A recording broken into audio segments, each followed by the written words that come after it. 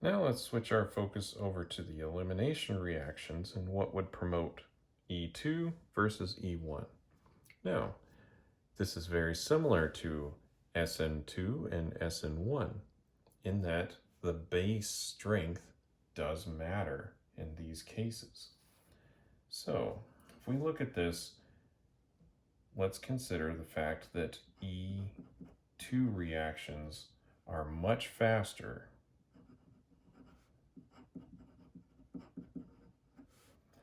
the stronger the base is.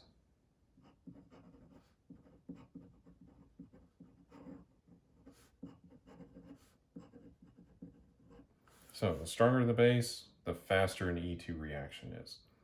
And E1s are just not affected by base strength.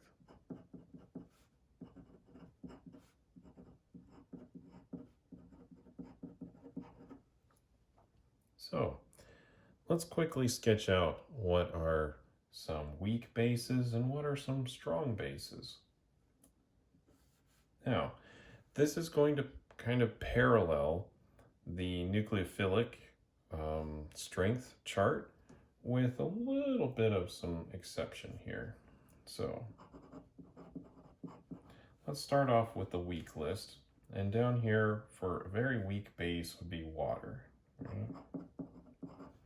Or an alcohol, which is kind of like water. And then we move on to our nitrogen bases, which will form, they're a little bit stronger than water because in water we've got this lone pair here, can deprotonate that, form a little bit of a basic solution. Now when we add substituents onto the nitrogen, the base strength will go up a little bit, but not necessarily a lot. And this isn't a particularly strong base yet. Then we can have some charged species here. So this would include our halogens,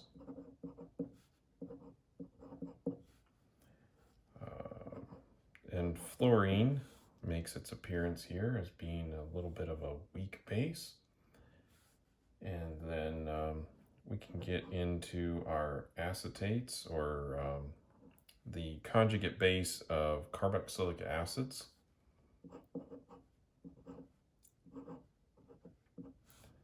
So this is a weak base. And our sulfur compounds that have been deprotonated there. So these are relatively weak. Now let's get into things that are strong. And really the dividing point here is it stronger than hydroxide? Or at least as strong as hydroxide. So we'll start off, hydroxide, definitely a strong base. And in like manner, if we've taken a proton off of the alcohol to form an alkoxide, that's a strong base as well. We can take protons off of these nitrogen bases. And if we take a proton off of something that was a weak base, now it's a strong base because it's going to want that proton back. So there's a much stronger base.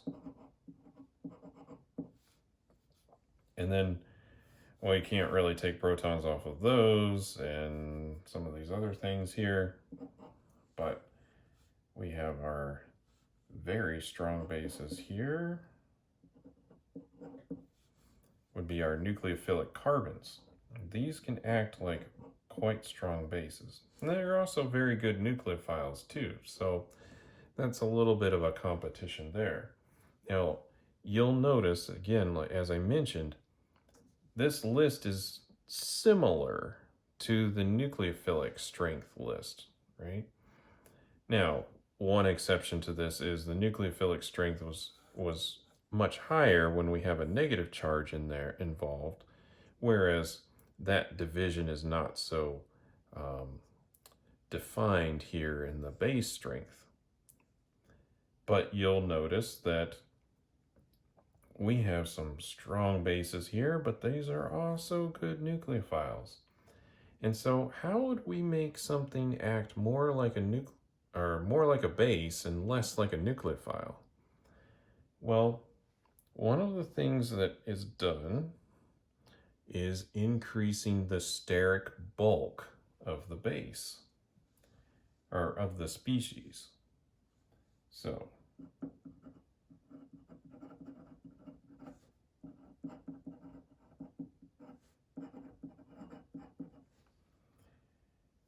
what this will do is it will make it less likely for it to be able to attack carbon, because it has to get in between other things to get to the carbon.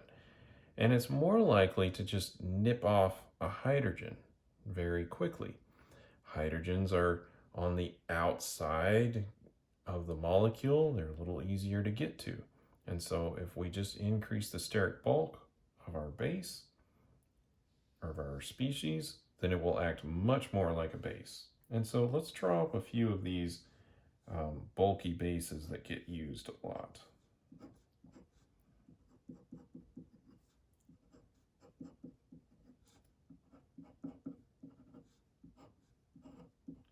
So here we have the T-butoxide anion.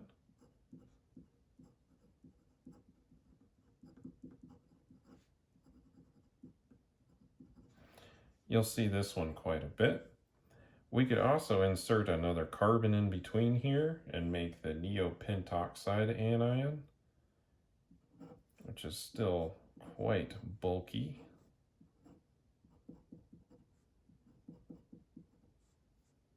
That's a 3.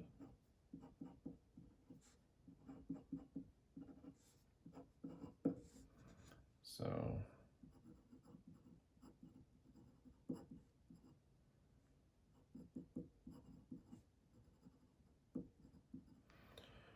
and we can move away from just talking about alkoxides and go into a lithium diisopropyl amide.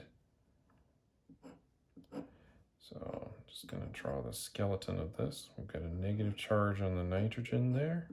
We have isopropyl groups on here, and this typically gets named with the common name nomenclature. We have the lithium with the plus charge here, and this is lithium